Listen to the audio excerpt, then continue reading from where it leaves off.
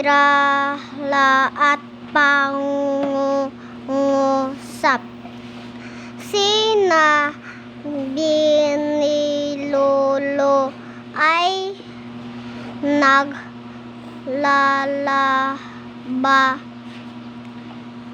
Makata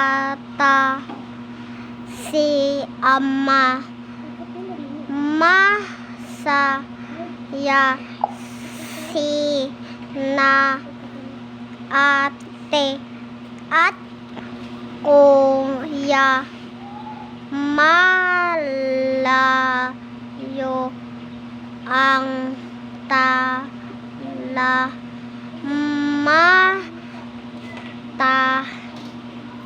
matamis ang yema.